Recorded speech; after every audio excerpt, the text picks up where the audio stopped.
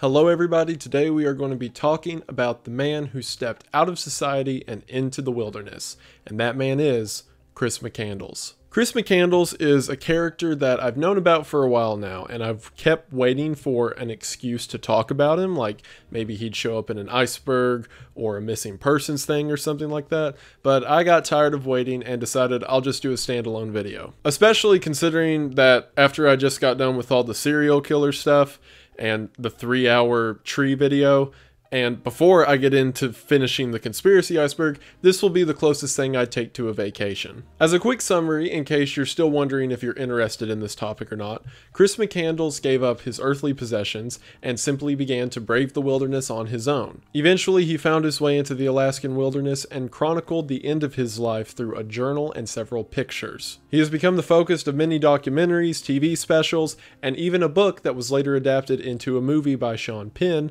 called Into the Wild. And to be honest, this is a story that's always resonated with me, and I want to talk about it, so we're going to do just that. We are going to go ahead and get into it, but as always, thank you for watching. Chris McCandless was born on February the 12th of 1968 in El Segundo, California, to his parents Walt and Billy McCandless. He was the oldest of two siblings, only having one sister, Corrine, who was born shortly thereafter, along with 6 half-siblings from his father's previous marriage. When Chris was 8 years old, his family moved from California to Virginia, and his father began working at NASA. From the outside looking in, it seemed like the McCandless were a perfect family. They had 2 kids, they went to church on Sundays, the dad had a successful job, the whole family was very wealthy, and it fit the description of a nuclear family. However, this has been contested in recent years, due in large part to Chris's younger sister, Corrine. I said in the beginning that the story of Chris was eventually adapted into the book Into the Wild. Well, his sister also put out a book titled The Wild Truth. In the book, The Wild Truth, Corrine said that behind closed doors, her father was very abusive. More specifically, that he was an alcoholic and would often physically hurt the children whenever he became drunk. During these violent outbursts, Corrine said that Chris would always protect her from her father, and it was most likely one of the reasons that Chris eventually did what he did. Now, in the sake of fairness, I want to say that both Walt and Billy McCandless have said that this is entirely made up by Corrine and is incredibly exaggerated as a means of garnering attention. However, those half-siblings that I mentioned earlier have come to Corrine's side and said that her father was in fact abusive, and I'm not going to cast stones one way or the other. You all can come to that conclusion on your own. I'm just highlighting it to give a possible motive for why Chris went on this journey. Another detail is that from a young age, Chris was particularly obsessed with Jack London's Call of the Wild, and the idea of a man venturing out into the wilderness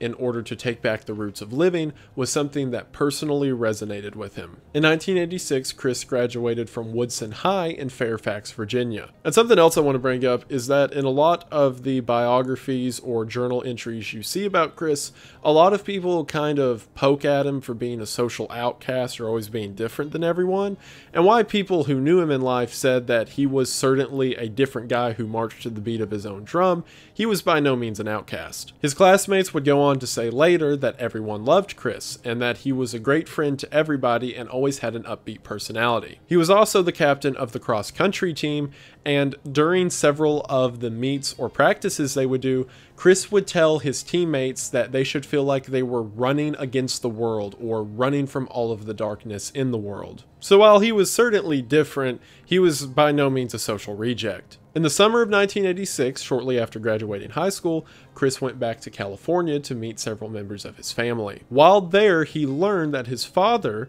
was previously bigamous with his mother. In other words, he found out that his father was married to his first wife at the same time that he was married to Chris's mother. According to Corrine, this had a profound effect on him and served to further disillusion him with the idea of family and society at large. I watched a documentary that talked to a lot of the family members about Chris, and in it, I kind of got the vibe that Chris felt there was a hypocrisy in his family particularly. In a lot of the letters that he would write to his sister, Chris would talk about how his dad would be so happy and loving one day and then violent and angry the next, and how sometimes his mom would be so caring and concerned about his life, and then other times she would be cold and quiet. This is something in his own writings later Chris would repeatedly shun, the idea of being two different people at the same time. Something else that I gathered from the documentary, as well as several of Chris's letters,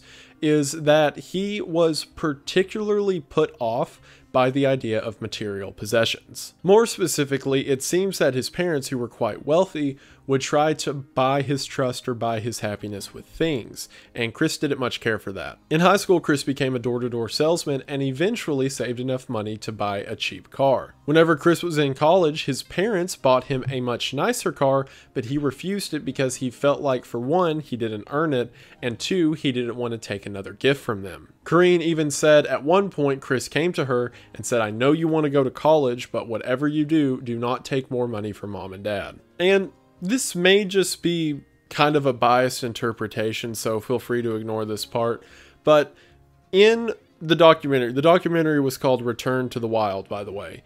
In Return to the Wild, I'm not going to say if definitively I think the father was abusive or not, or whatever. That's up to the family. They're the only ones who will ever know for sure, blah, blah, blah.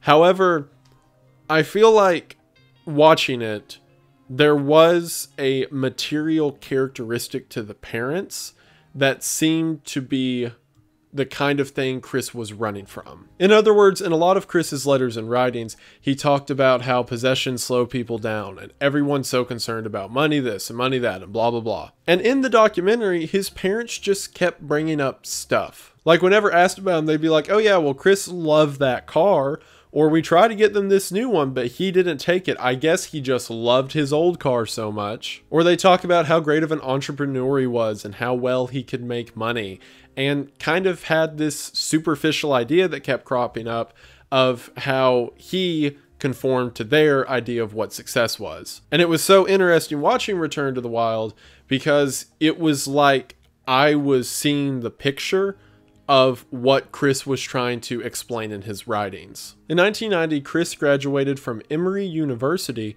with a double major in history and anthropology. And immediately after graduating, Chris donated the entirety of his remaining college fund, which was about $24,000, to the Oxfam charity. And then shortly after this, in the summer of 1990, Chris got into his old Datsun car and just began driving west with no car insurance and an expired license plate. His parents kept trying to get him to make an itinerary, explaining where he's going, how long he'll be there, what his plan is, and every time he just simply said that he's going out west and that's all there was to it. The car turned out to be a lot of trouble as it kept breaking down along his journey. This culminated when he got to a location near the Arizona-Nevada border and a flash flood came and completely destroyed the car. Not deterred, Chris simply got out, packed a backpack full of whatever he could carry on him, and just started walking. From there, Chris began his sort of vagabond lifestyle as he simply began hitchhiking and walking to wherever he wished to go. Eventually, he found his way to the Sierra Nevada mountains and began staying in and out of hermit camps from 1990 to 1991. There were several abandoned houses within the Sierra Nevada area, and it wasn't common for the people who lived the sort of free living apart from society lifestyle to go stay in those abandoned houses at night or find whatever supplies were available. There was one point during this time that it was later shown Chris broke into an owned house and took some of the food from within the house. However, in other reports that I saw, this house was very dilapidated, so it's quite possible he thought this was just another abandoned structure to walk into and accidentally broke into someone's property. During this time, several people began to pick up Chris, who was going by the alias of Alexander Supertramp. The last name Supertramp is hilarious because if you're going to be a homeless hitchhiker, you might as well have fun with it. There was one story whenever a woman was driving down the road and he was just set out on a fold-up chair reading a book. So she stops and rolls down her window and says, "Are you a hitchhiker?" And he says, "Yeah, I am." And she says, "Well, you're the worst hitchhiker I've ever seen because you're not even trying. No one's going to give you a ride like that." And he says, "Are you going to give me a ride?" And she says, "Well, I guess so." And he says, "See, now I've got a ride." Everyone who ran into him attests that this carefree lifestyle and attitude followed him wherever he went. Eventually in 1991, he completely ran out of money, so he decided to get a job at a grain elevator in South Dakota. Everyone who worked with him said he was a great guy, and he even struck up a personal friendship with his boss who hired him. However, after a few months of working there, Chris decided he was tired of it, and when leaving, he left a message for his boss that said, "Tramping is too easy with all this money. My days were more exciting when I was penniless and had to forage around for my next meal. I've decided that I'm going to live this life for some time to come." Shortly after this, he made his way to the Colorado River, where at some point he bought a kayak and a handgun. And from there, he just started kayaking the Colorado River, passing several people on guided tours. A lot of these people on guided tours began reporting him to the park services and the police because you're supposed to have a permit to go down the river, and he also wasn't wearing any safety gear. So there were several police officers and park rangers who were searching for him for some time because he was wanted for not having a permit. And there were even several cases where they chased him down the river, but every time he managed to get away. It seems that during this time, he rationed out his money and would visit things like small general stores for food. There's not any record that he was hunting at this point, and it seems that the handgun that he didn't have a lot of ammo for was simply so he didn't get robbed or attacked by some animal. One day, while kayaking, he decided to go underneath a dam spillway and ended up crossing the American-Mexican border. After realizing what he had done and also realizing that there were waterfalls ahead that he couldn't kayak across, he decided to get out and carry his kayak back to the United States. However, when crossing a checkpoint at the border, they found his handgun on him and they didn't like that one bit, so for the first and only time, Chris was arrested. But this was only for a few days, and eventually they confiscated his handgun and just let him go with his kayak, I guess, back into the desert. After this, he decided to begin hitchhiking north, and in April of 1992, found himself all the way north in Fairbanks, Alaska. A man who had picked him up before he crossed the border into Canada asked him if there was any way that he could buy Chris a ticket so that he can take a plane to Alaska or do anything besides hitchhike all that way, to which Chris said that was very kind of him, but Chris felt like it was his job and his duty to get there on foot. The people in Fairbanks who met him said that while a nice guy, he was very, very weird and also very smelly. Which, having never met Chris in my entire life, I can also confirm that he was definitely weird and smelly. Eventually, on April the 28th of 1992, Chris met a man named Jim Gallion and asked Jim to drive him to the Stampede Trailhead, which is a very long hiking trail that wraps around through the Alaskan wilderness. During the drive, Jim noticed that Chris's bag, who remember Chris was going by the name Alex at the time, that Alex's bag was very lightly packed and he didn't think that this guy had the means of surviving in the wild. Specifically, Jim could tell that he had very little cold weather gear, very few rations, and almost no real experience. Jim kept pleading with Alex to change his mind and even offered at one point to drive to the next town over so that Jim could buy him real survivalist gear before he drops him off at the trail. Chris/Alex kept saying no and emphasizing that this was just something that he's got to do. However, Jim eventually convinced him to take a pair of wet boots as well as 2 sandwiches and a bag of chips. And that was the last time that Chris McCandless was ever seen alive. The rest of the story, as I'm going to tell it, comes from the various journal entries and notes that Chris took over his 113 days in the Alaskan wilderness. This comes from a specific day chart in which he took notes of what was happening to him every day, as well as little notes and letters that he would write to himself and others in the margins of all of the books that he brought. The supplies that Chris brought with him, other than personal effects and the clothes that he was wearing, were a 10-pound bag of rice, several books, one of which about plants that can be eaten in the wild, and a Remington 22 long rifle with 400 rounds of hollow point ammo. So he was underclothed. 10 pounds of rice, while that may seem like a lot, isn't enough nutrition to sustain you for any real amount of time. And while you may have heard the line about 400 rounds of ammo and thought that this guy was armed to the teeth, this is 400 rounds of 22 ammo. So yeah, not that much. Furthermore, this is the size of a 22 bullet, so he wasn't shooting anything other than squirrel with this. Which, that was exactly his plan. He planned to survive off of the rice and small game that he could hunt in the area for an indefinite amount of time. On the 4th day of his journey, Chris came across something that he called the Magic Bus. In the 40s, whenever the original roadways and trails were being cut out along Alaska, there were several sort of way camps that were set up for the workers. Since it's not really a good idea to try to build anything that far out in the wilderness, they would take mobile units such as a bus and then park them for a while and just leave them for the workers to stay inside of. However, this specific bus broke an axle while it was out there, so since it was too much effort to fix it and bring it back, they just decided to leave it in the middle of the wilderness. And this very bus is the one that Chris had come across and deemed the magic bus. From his writings, it seems that Chris's original plan was to just walk through the woods until he hit the Bering Sea. However, it also seems that the woods were much more thick and much more dangerous than he originally assumed, so he decided to just set up his base camp in the magic bus. The bus itself, while a mild shelter, had a cot and wood-fired stove still inside of it. And for the rest of his journey, Chris just began taking pictures and writing several notes and letters while within the bus itself. His diet consisted mostly of berries that he would find, as well as small game that he would hunt like squirrels, geese, and porcupine. And during the first couple weeks of this journey, it seemed that Chris was enjoying himself and everything was going well. The first big change came on day 43 when somehow he managed to kill a moose. As mentioned before, this isn't doing a whole lot of damage to something the size of a moose. So I don't know if he like fought it with his hands or if he was like hiding in a tree and jumped down on it.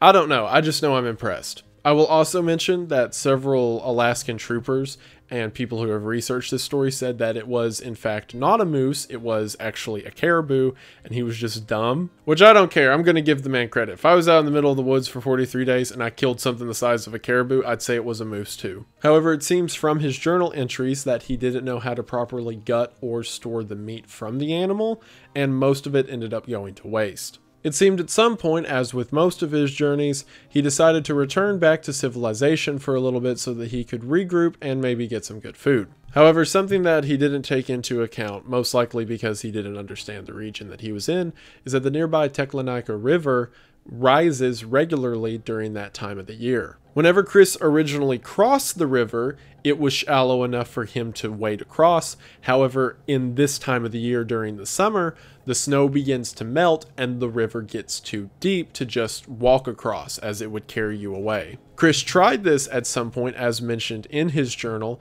to which he fell in and nearly froze to death. To add a particularly tragic note to this story, especially if you know where it goes from here, about half a mile from where he tried to cross, there is a hand-operated cable car made specifically so that if someone gets stuck out in the woods, they can make their way across the river. However, again, Chris didn't have a map or knowledge of the area and was none the wiser to the fact that salvation was only a couple thousand feet away. The first sign that something was really wrong came on the 69th day, of his journal, in which Chris said river looked impossible, lonely, scared. Things got even more dire when on the 94th day of his entry, Chris said extremely weak, fault of potato seed, much trouble just to stand up, starving, great jeopardy. Keep the potato seed in mind, we'll talk about it more with a sort of theory section at the end, because if I'm doing a video, you know there's going to be a theory in there somewhere. But it seems that between not being able to cross the river and now getting sick, things quickly got worse. This was exemplified when on day 100, the entry says, made it, but in weakest condition of life. Death looms as serious threat. Too weak to walk out. Have literally became trapped in the wild. During this time, he continued to take pictures of the scenery and himself, while also recording notes within his books. One of the notes that was found that was believed to be near the end of Chris's life said, happiness only real when shared. Now, some people have interpreted that to be a tragedy, that at the end of his life, Chris realized he needed people around him, while others have interpreted it as he always shared his happiness or his energy with those he came into contact with, and him sharing his happiness was him doing exactly what he was doing. Either way, his situation became dire enough that he left a message on the door of the bus for any hunters or people who may pass by. The message read, attention, possible visitors. SOS, I need your help. I am injured, near death, and too weak to hike out. I'm all alone. This is no joke. In the name of God, please remain to save me. I am out collecting berries close by and shall return this evening. Thank you, Chris McCandless. August.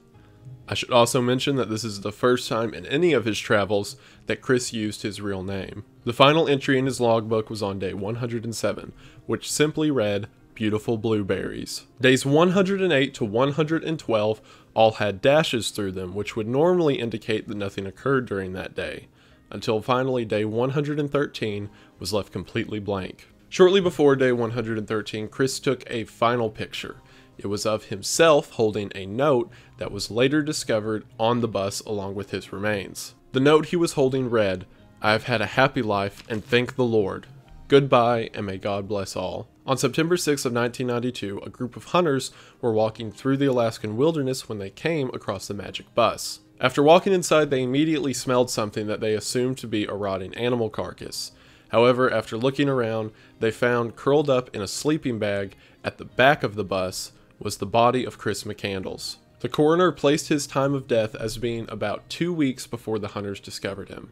So if Chris could have added another 14 days to that 113 days, he might have made it. Meaning Chris died around August the 23rd of 1992 at 24 years old. His body, when it was found, weighed only 67 pounds. This leads into the theories about particularly why he died. The coroner's report said that it was of starvation, which would make sense. However, he would have starved to death in about 2 weeks. While certainly not impossible, it is unlikely for someone in Chris's physical condition who also had access to fresh water. The main clue we have is the entry in his journal that said he got sick from potato seeds. Now, while it always could have been something with those particular potato seeds, it's also possible that he may have eaten wild sweet pea seeds, which look similar to wild potato seeds, but if ingested in large amounts become poisonous. The other primary theory people have with it is something known as rabbit starvation. So for those that don't know, if you eat an exclusively lean meat diet,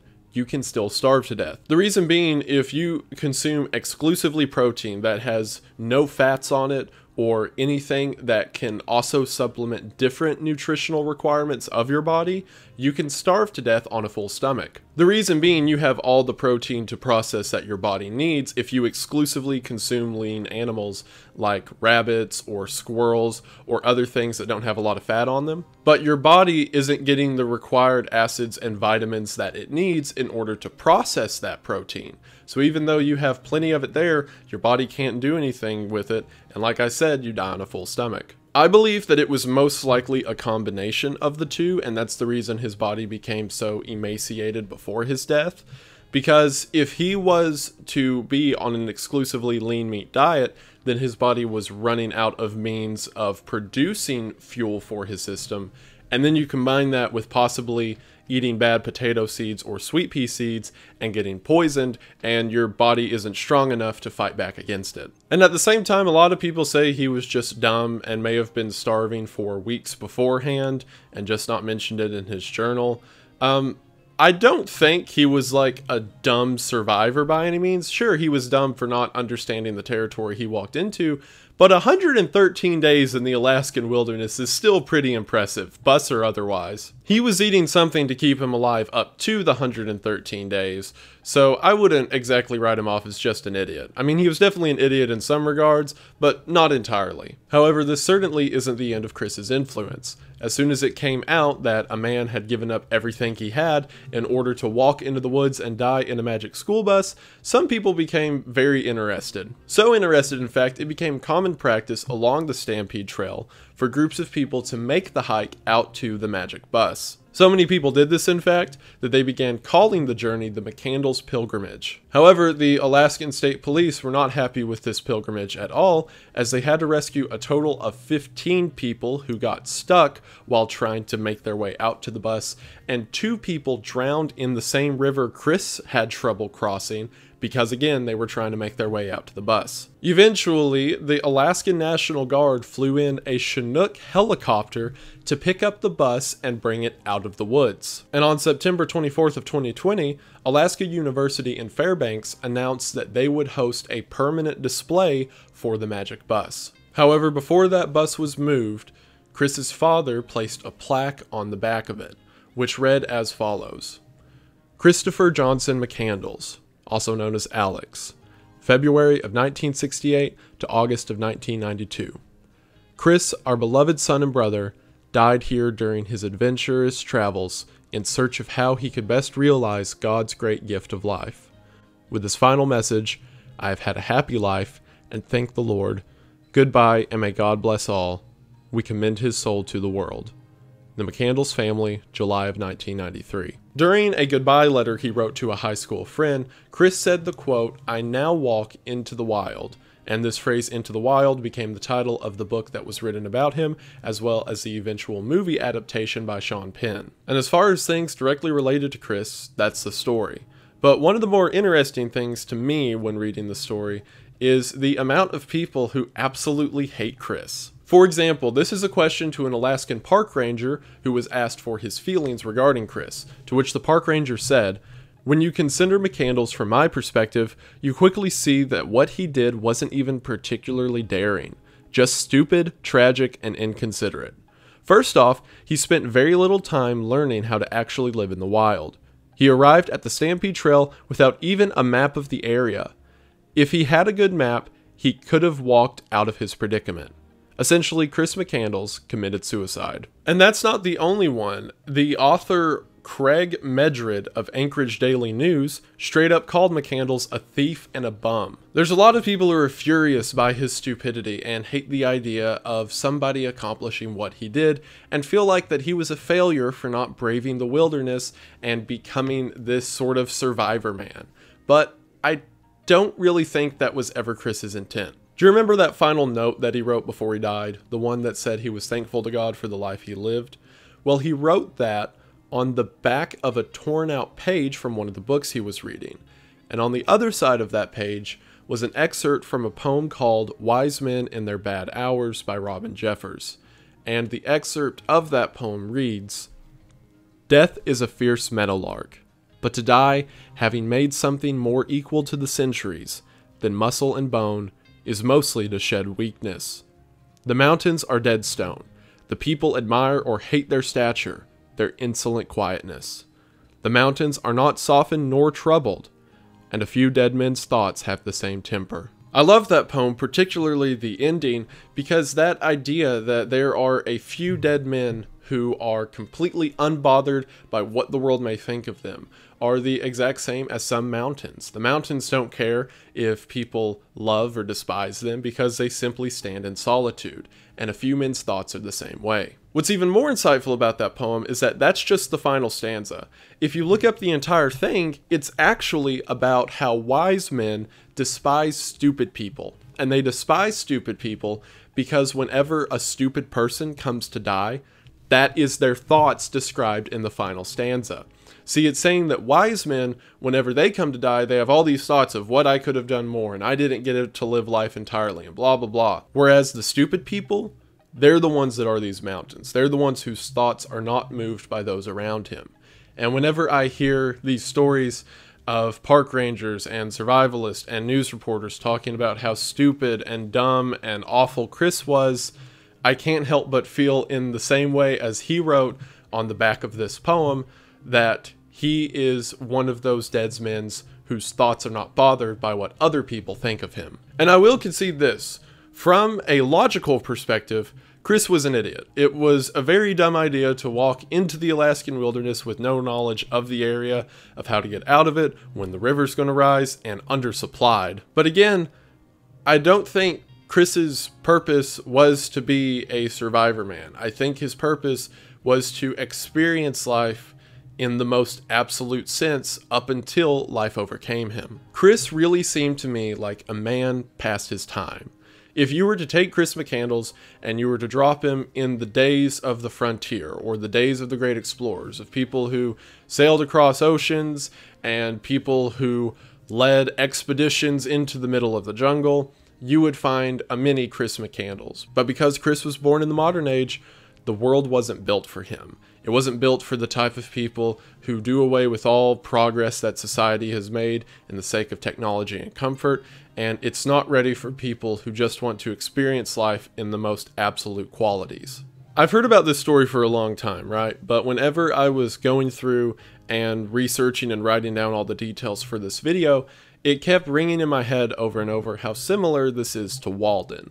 Walden, if you don't know, is a poem by Henry David Thoreau in which Thoreau talks about why he went and lived in the middle of the woods, because to him that was the only true way to live. And sure enough, while I was reading McCandless' journal, on day 60 it says that he finished Walden. The excerpt from Walden that has always stuck out to me is this: "I went to the woods because I wished to live deliberately, to front only the essential facts of life and see if I could not learn what it had to teach, and not, when I came to die, discover that I had not lived." To people like Thoreau and to people like McCandless, living required some sense of struggle or some sense of passion to it. Similar to whenever Chris left the grain elevator he was working at, and similar to whenever he left college with a double major because he didn't want a lifestyle that supported his existence. He wanted to absolutely define and control the reason for his existence. And again, yeah, logically he's dumb. You can think I'm dumb for thinking all of this. That's perfectly fine.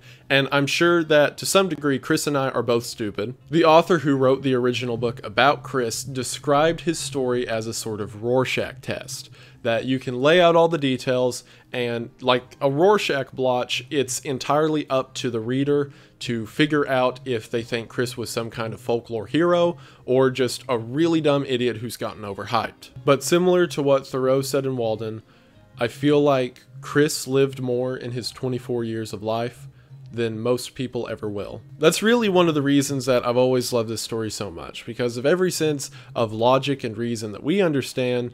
It absolutely makes no sense. This guy just walked into the woods and he died inside a bus. But who knows? You can call me crazy, but I've always felt like the story of the man who walked out of our world and into one of his own making was a story worth telling. But of course, you could think that all of that is dumb. You could think that I'm dumb. You could think that Chris is dumb. We're probably both dumb. But regardless, you're here right now, and I just want to say thank you for watching. Thank you all so much for sticking around this far into the video. That's so cool to me that I can just talk about whatever I want to talk about, that it can go from a 3-hour video explaining trees and James Dean as president to whatever weird analysis thing this is. And that's so cool to me. I love the support that you all give me. It's really a blessing. And thank you all so much for that. Like I've said, I've been waiting kind of passively for Chris to come along in something. I figured he'd show up in a missing persons thing or something about the woods or whatever. But he never did. And I decided, you know what, before this year's over, I want to talk about him, so I'm going to talk about him. Because like I said, it's a story that's always kind of intrigued me, and I felt like it was worth telling. So if you're stuck around this long, hopefully you enjoyed. Hopefully you also thought it was interesting, or at least entertaining in some regard. And thank you for sticking around this long. It means the most. Thank you all so much for just the support on the last video. Like whenever you're working on a project that long, like with the research and with the editing and everything, like, you know, you spend a couple weeks on one video that comes out to be 3 hours long. And there's this worry in your head that, oh man, this is going to tank the channel. No, everyone's going to hate this. They're going to think this was the worst thing ever, blah, blah, blah. But every time you guys prove me wrong. And thank you so much for that. I'm glad that you all liked it. It's currently the highest performing video in the history of my channel. And that is thanks to you all. It's really cool that I can do something like that. And you all are still there for it. And it warms my heart. Thank you so much. One announcement before we continue. This little dude, Winda Dude, at the time this video is going up, there's going to be like 5 or 6 days left to get him, and then he'll be on forever. So link in the description if you're interested in that. Thank you all so much for the support on the channel as a whole. I think we're at 875,000 subscribers. It's wild. At the beginning of this year, I had, I think, 1,000. May have been more like 800. No, I think I broke 1,000 end of last year. So it was around like 1,500 or 2,000 subs at the beginning of 2021, and now I'm at 875,000. It's insane, and it's all thanks to you all. Thank you for the blessing that you have been to me. It really does mean more than I could ever say. While I'm giving thanks, thank you so much to my top tier patrons that you can see here, and thank you to all of my patrons. You guys are the reason this channel is allowed to continue and continue to thrive on.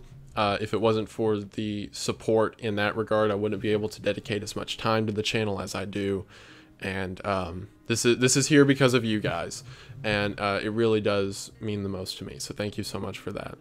I hope that you enjoyed this as far as future videos. Like I said, this was a semi-vacation because I just finished the serial killer stuff and then a 3-hour breakdown of trees. And then I'm about to get into the conspiracy iceberg finale, and I want that to be special. So this was like a pause in a sense. But yeah, look forward to that. I may or may not do a Christmas video, kind of back and forth on it. I really don't think I can ever top the Christmas with the Cranks video, so there's no point in trying. But in all seriousness, thank you for sticking around this long. I hope that you enjoyed, and I will see you in the next one. Bye!